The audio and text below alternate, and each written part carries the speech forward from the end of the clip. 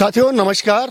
मैं इस समय सतपुली में हूं और सतपुली के मैं आपको दिखा रहा हूं कि जो सतपुली की झील की जो बात चल रही थी और एक साल के अंदर लगभग झील का काम काफ़ी यहां पर हो चुका है।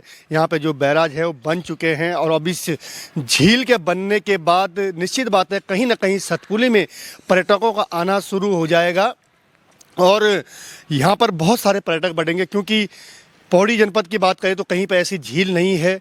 श्रीनगर डैम है लेकिन वहाँ पर झील नहीं है। झील का एक अलग सा महत्व होता है जो पर्यटकों के लिए होती है। यहाँ पर बोटिंग की जाएगी, सब कुछ किया जाएगा, ढंग से देख रहे हैं। और इस झील के बाद अब एक महाराज जी ने जो है कि एक नई चीज़ यहाँ पे दे दी है कि जो बांगाट रोड है उसको पौड़ी रोड से टच कर दिया गया है क्योंकि यहाँ पर जो ट्रैफिक होगा वो इसी साइड में रुक जाएगा और उधर से ट्रैफिक भी सतपुली क्रॉस नहीं करना पड़ेगा। सतपुली में कंजेशन नहीं बढ़ेगा। तो ये बहुत अच्छी पहल यहाँ पर हम देखने को मिली है। देख सकते हैं आप कि किस प्रकार से लगातार यहाँ पर दिन रात जो झील का काम चल रहा है वो यहाँ पर हो रहा है और बहुत जल्दी ये झील आप लोगों को मिलने वाली है। आइए बात करते हैं कि जो नगर पंचायत अध्यक्ष हैं जितेंद्र चौहान, उनसे बात करते हैं।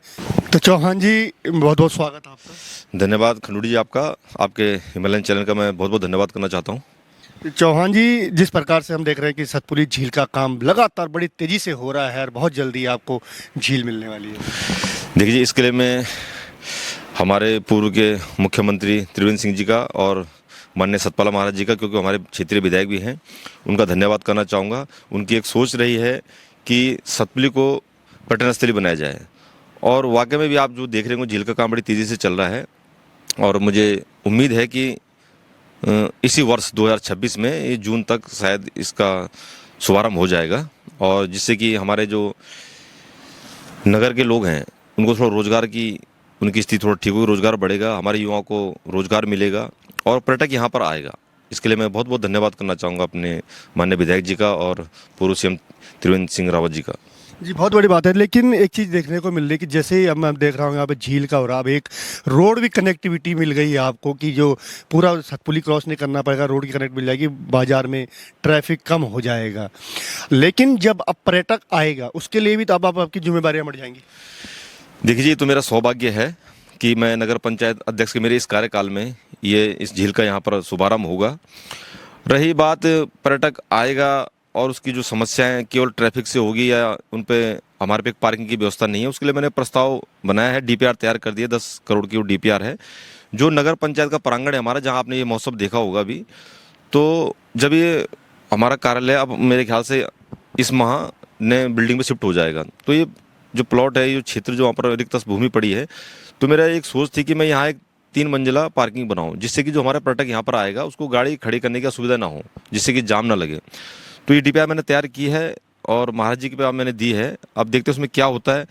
मैं आशा करूंगा कि जो मेरी सोच थी यहाँ एक पार्किंग बनाने की, यदि वो धरातल पे यदि उतर जाती है तो देखो मेरा सौभाग्य होगा और मेरा जो उपलब्धि है, सबसे बड़ी उपलब्धि यही मैं अपने आप को मानूंगा। मैं अपने आप को उसकी ये मानूंगा कि मेरे द्वारा ये बनाया गया है जिससे कि पर्यटकों को बहुत सुविधा मिलेगी।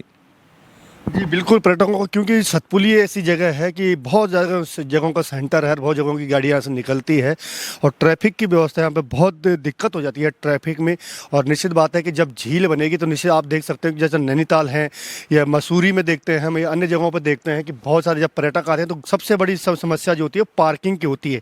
और इस पार्किंग के लिए अगर आपकी ये पहल की है, भी कह रहे हैं कि चौहान जी की हमने 10 करोड़ की डीपीआर बना करके महाराज जी को दी है, तो निश्चित बात है कहीं ना कहीं महाराज जी भी इसमें लगेंगे तो सतपुली एक नया पर्यटक हब बनने जा रहा है पौड़ी के लिए। और ये पौड़ी के लिए सुखद है क्योंकि जब पर्यटक सतपुली पहुंचेगा तो निश्चित बात है पौड़ी भी पहुंचेगा। देखिए जी, यहाँ जो पर्यटक आएगा, जो लैंसडाउन में है, खिरसू चौबट्टा में जो पर्यटक आता है, आजकल सब ऑनलाइन से ही पर्यटक आते हैं।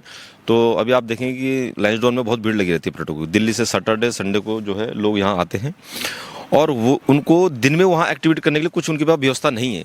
तो ये जो वाटर एक्टिविटी जो यहाँ होंगी, जो क्रीडाएँ होंगी, जल क्रीडाएँ जो यहाँ होंगी, तो यहाँ हो सकती हैं झील के बनने से।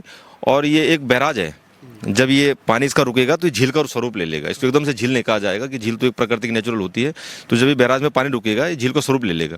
तो उसका आनंद लेने लोग, जो हमारे पर्यटक जो लैंडोन आते हैं, खिरसू आते हैं, वो दिन में यहाँ आएंगे, तो जिससे हमारा रोजगार बढ़ेगा, हमारे युवाओं को रोजगार का एक वो मिलेगा, माध्यम मिलेगा कि हमको रोजगार कैसे बढ़ाया जाए। उसके लिए इसके लिए एंगलिंग के लिए मैंने देखा कि पिछली बार जब यहाँ पे जो डीएम साहब थे घबरियाल साहब, उन्होंने नयार घाटी में एंगलिंग का काम शुरू किया था, क्योंकि यहाँ पे महासीर मिलती है, बहुत सारे लोग यहाँ पर आते हैं, ब्यास घाट आते हैं, यहाँ आते हैं, तो निश्चित बात है एंगलिंग के लिए भी काम यहाँ होगा, एंगलिंग का काम भी यहाँ पर होगा। यहाँ कई एक्टिविटी जो वाटर एक्टिविटी होती है, कई एक्टिविटी होंगी, यहाँ बोटें चलेंगी और फिशिंग भी होगा।